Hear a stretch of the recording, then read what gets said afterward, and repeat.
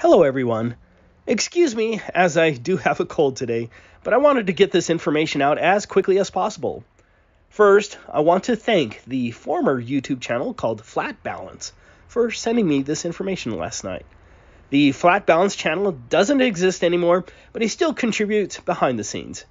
Now, this same person is the one who originally sent this interview of the former cosmonaut from the Soviet Union named Igor Volk. Igor Volk died in 2017 in Bulgaria several years after this interview that was conducted in 2014. Let's watch my old video. But now we have a Soviet cosmonaut who has said that we have never been to space. This cosmonaut's name is Igor Petrovich Volk.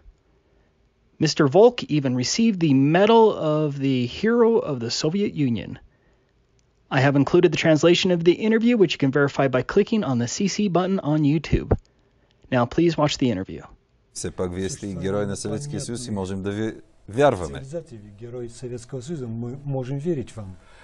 Вы знаете, вот ты сказал, что вроде честь космонавтов, что они не говорят о том в космосе. А им говорить нечего. Я об этом кара космонавтите да говорят за това, което става в космоса. Те просто не знаят нищо такова. Ние не сме били в космоса. Ако някой твърди това, това не е вярно, не е истина. Това е поредната хипотеза, над която ще се наложи заедно с зрителите на въпросна гледна точка да размишляваме дълго. Хорошо. Добре. Это хорошо, когда това люди е добре, думают. когато хората мислят. Това ми харесва. Игор Петрович, благодаря ви за участието във въпросна гледна точка. Моля. We have an actual former cosmonaut whistleblower who said that we have never been to space. After I published that original video, we heard every sort of excuse from the propagandists. I wish I still had that old channel that was terminated by YouTube because the excuses in the comments section were comical. Some tried to claim that it was mistranslated, but others came out and said that the translation was correct. The propagandists pretty much settled on the claim that Igor Volk was joking. And that's why this next interview is so important. The interviewer of cosmonaut Igor Volk back in 2014 was Stoicho Kirev. But this time, Stoicho Kirev, who is on the right, is being interviewed by the YouTuber Martin Karbovsky. These two men are well respected in Bulgaria. Now, this interview is only 6 days old. That means that this interview was 9 years after Stoicho Kirev interviewed Igor Volk. Let's watch a portion of this new interview.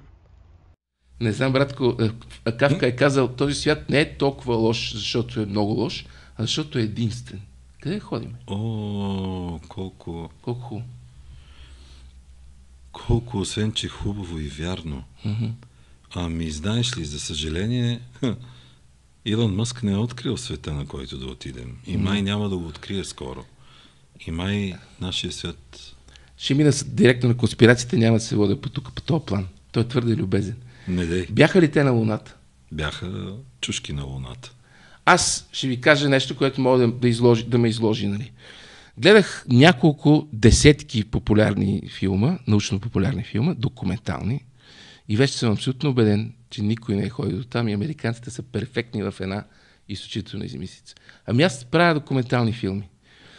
И ако трябва да покривам несъответствия, те непрекъснато изкачат несъответствия, аз знам, че няма да мога да ги покрия, особено за такъв голям мащаб, особено за по-дълго време. Минаха 50 години. Минаха ли? 65 години беше. По-малко ли са? 50. И в един момент разбираш, че ние нямаме технологията да отидем до там. И в момента. Аз не се шегувам. Може да ме обиждате, може да си мислите, че аз поудявам, но седнах, мислих, гледах и по време така седях и казах на един човек до мене, абе те май не са ходени там. Седя и мисля. Нещо. А винаги съм вярвал. Има и нещо друго, само така край. Да. След това руснаците казаха, че и те са били. После руснаците замълчаха. Кой е бил всъщност на Луната от руснаците? Никой не е бил. Мой гост беше един от най-великите космонавти на Съветския съюз, Игор Волк. Да. Игор Волк остана в България Той, за съжаление, и почина в България, няколко години след гостуването ми. Той остана в България седмица, че и повече, в което време бях с него и съм много признателен за това.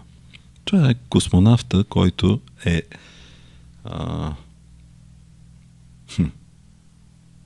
може би с най-странна съдба. Този човек е изпитал всички видове самолети, произведени в света. Да. Този човек в частен разговор ми каза: ние в космоса не сме летяли. Обикаляме тук наоколо горните слоеве. Нали? Да. А в космоса... А Луната е в космоса. Да. И само това отговаря на този въпрос, над който и ти разсъждаваш. Ама и ти казват, по твоя начин. Не са ходили Армстронг и... Марто, необходимо ли е някой да ти каже нещо директно, при положение, че дава ключа за... На повечето хора им е необходимо. Така ли? Руски космонавт да каже: ние не сме стъпвали на Луната. И да ми го каже при положение, че знае, че утре аз ще го изцепя в ефир. Единственото доказателство, което се опитаха да направят Mythbusters, беше, че пращаха лъч лазерен до Луната и той се върна, защото американците сложили там някакви огледала. Дрън-дрънта пляс. This confirms that former Soviet Union cosmonaut Igor Volk was not joking. No one has been to the moon. No one has been to space. We have all been lied to big time. Please share this information everywhere.